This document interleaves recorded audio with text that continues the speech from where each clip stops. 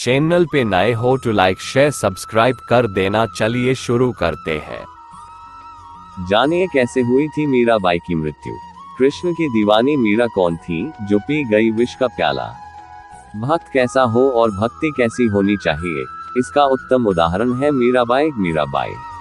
बचपन में उनके साथ एक ऐसी घटना हुई जिसके बाद किशोरावस्था से लेकर मृत्यु काल तक मीरा ने श्री कृष्ण को ही अपना सब कुछ मान लिया और उनका स्मरण करते हुए ही उनमें समा गई। लेकिन मीराबाई के बारे में कितना जानते हैं आप? केवल श्री कृष्ण भक्त। मीरा श्री कृष्ण की भक्त तो थी ही, लेकिन श्री कृष्ण से जुड़ने और श्री कृष्ण में ही समा जाने की अवधि में मीरा के साथ कई रोचक घटनाएं हुई जिसके बारे में आपको जरूर जानना चाहिए।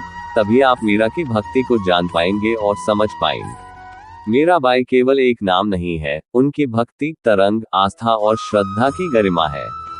मीराबाई का जन्म संवत 1504 विक्रमी में मेड़ता में राजा रतन सिंह के घर पर हुआ। मीरा जोधपुर के राठौर रतन सिंह जी की इकलौती पुत्री थी। राजपूताना जाति में जन्मी मीराबाई का घर से बाहर जाने पर कठोर प्रतिबंध हुआ करता था।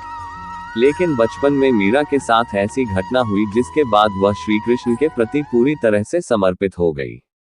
जब मीराबाई 8 साल की थी तब मोहल्ले में एक बारात को आता देख मीराबाई ने अपनी माँ से पूछ लिया कि मेरा दूल्हा कौन है।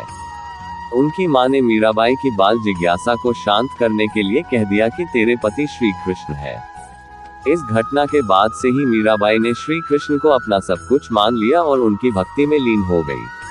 वह श्री कृष्ण की मूर्ति को नहलाती, नए वस्त्र पहनाती, भोजन का भोग लगाती, गीत गाती और नाचा करती थी। किशोरावस्था में मीरा श्री कृष्ण को अपना पति मान बैठी थी, इसलिए तो मीरा कृष्ण भक्ति में लीन होकर हमेशा गाया करती थी। मीराबाई का विवाह महाराणा सांगा के पुत्र भोजराज से हुआ, जो आगे चलकर महाराणा कुंभा कहलाए। शादी के पहले दिन ही मीरा ने अपने पति से कह दिया कि उनके पति केवल श्री कृष्ण है।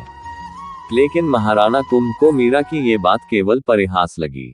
हालांकि धीरे धीरे श्री कृष्ण के प्रति मीरा की भक्ति देख उन्हें भी विश्वास हो गया कि मीरा श्री कृष्ण की दीवानी है। मीरा शादी के बाद भी श्री कृष्ण की भक्ति में लीन रहने लगी थी। वह मंदिर जाकर कृष्ण की मूर्ति के समक्ष नाचती, गाती और भजन करती थी। मीरा के इन कार्यों से उसके ससुराल वाले गुस्सा होने लगे थे। कुछ समय बाद मीरा के पति की मृत्यु एक युद्ध के दौरान हो गई। पति की मृत्यु के बाद जब ससुराल वालों ने मीरा को सती होने के लिए कहा तो मीरा बोली, मेरे पति को श्री कृष्ण है। मीरा पति की मृत्यु के बाद भी मंदिर जाने लगी और भजन गीत गाकर नाचने लगी। इस पर उसके ससुराल वालों ने मीरा पर व्यभिचारिणी होने का आरोप लगाकर भरी सभा में मीरा को विष का प्याला देकर पीने को कहा। मीरा भी श्री कृष्ण का नाम लेते हुए विष को पी गई। सबको लगा कि अब मीरा जीवित नहीं बचेगी, लेकिन विष का प्याला मीरा के लिए अमृत बन गया। श्री कृष्ण की कृपा से मीरा पर विष का कोई प्रभाव नहीं हुआ। ससुराल में कई यातनाएं सहने के बाद जब यातनाएं बर्दाश्त से बाहर हो गई तो मीरा महल छोड़कर कई जगह तीर्थ करते हुए वृंदावन पहुंच गई। इधर मीरा के महल छोड़कर चले जाने से राज में उपद्रव होने लगे। ब्राह्मणों ने कहा कि यदि मीरा वापस लौट आएगी तो सब ठीक हो जाएगा। मीरा की खोज के लिए 2 सैनिक भी भेजे गए थे। उन्होंने मीरा को साथ लौटने की विनती की, लेकिन मीरा ने मना कर दिया।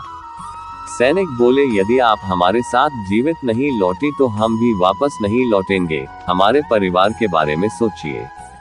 मीरा ने सैनिकों से कहा, यदि मैं तुम्हारे आने से पहले ही संसार छोड़ गई होती तो क्या तुम खाली हाथ वापस लौट जाते? सिपाही बोले, तब तो लौटना ही थी। इतना सुनते ही मीरा ने एक तार वाला यंत्र, एक तारा उठा लिया और श्री कृष्ण की स्तुति करने लगी। मीरा की आंखों से प्रेम के आंसू बहने लगे और उसी समय मीरा श्री कृष्ण की मूर्ति में समा गई।